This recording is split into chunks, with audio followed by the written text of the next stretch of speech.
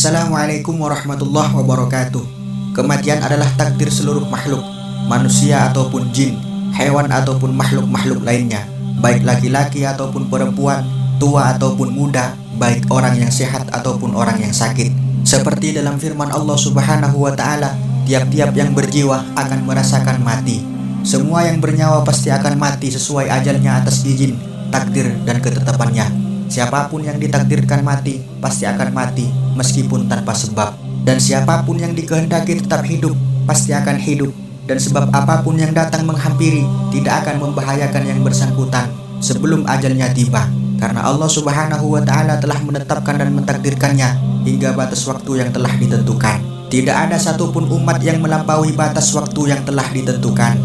Setelah kematian mendatanginya, maka ia akan diistirahatkan di tempat kuburan. Kuburan itu tempat singgah pertama dari tempat-tempat di akhirat dan tempat terakhir dari tempat-tempat di dunia. Begitulah sabda Rasulullah SAW.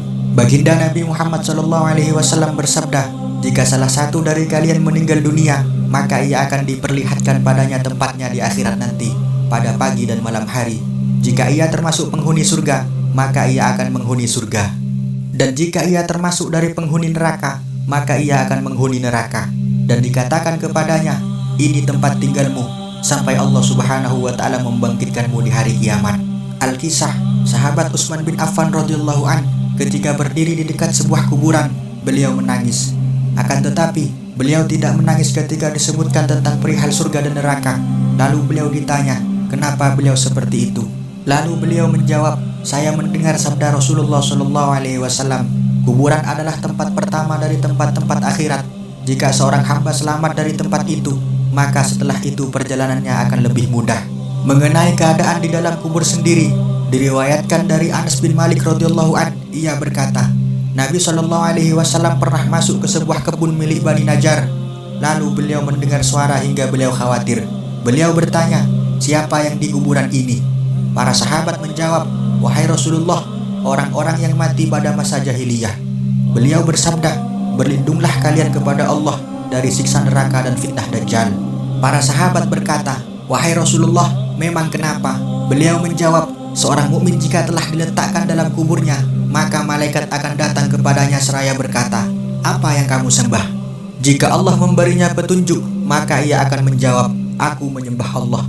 Lalu ditanyakan kepadanya, apa yang kamu katakan tentang lelaki ini? Yang dimaksud adalah Nabi Muhammad SAW. Lalu ia menjawab, dia adalah hamba Allah dan Rasulnya, dan ia tidak ditanya kecuali pertanyaan tersebut. Lalu ia dibawa menuju rumah yang disediakan untuknya dalam neraka. Dikatakan kepadanya, ini adalah rumah yang semula disediakan untukmu di neraka, tapi Allah telah melindungimu dan memberimu rahmat. Lalu Allah menggantikan rumah di surga. Laki-laki mukmin itu pun berkata, biarkanlah aku mengabarkan berita baik ini kepada keluargaku. Lalu dikatakan kepadanya, diamlah. Adapun orang yang kafir, jika telah diletakkan dalam kuburnya, maka malaikat akan datang kepadanya seraya menghardiknya. Lalu malaikat itu bertanya, siapa yang kamu sembah? Laki-laki itu menjawab, aku tidak tahu. Lalu dikatakan kepadanya, engkau tidak tahu tapi tidak mau membaca. Lalu dikatakan lagi kepadanya, apa yang kamu katakan tentang laki-laki ini? Yang dimaksud adalah Nabi Muhammad SAW. Laki-laki itu menjawab, aku mengatakan sebagaimana yang dikatakan oleh manusia. Kemudian malaikat itu memukulnya dengan palu besi di antara kedua telinganya hingga ia melolong dan menjerit kesakitan. Dengan jeritan yang dia dapat didengar oleh semua makhluk kecuali jin dan manusia. Baginda Nabi Muhammad SAW juga bersabda, jika seorang hamba diletakkan dalam kuburnya dan orang-orang yang menghantarkannya telah kembali, maka ia dapat mendengar bunyi sandal mereka.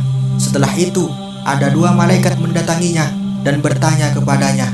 Dan kelanjutan dari hadis ini hampir sama dengan hadis yang baru saja disebutkan.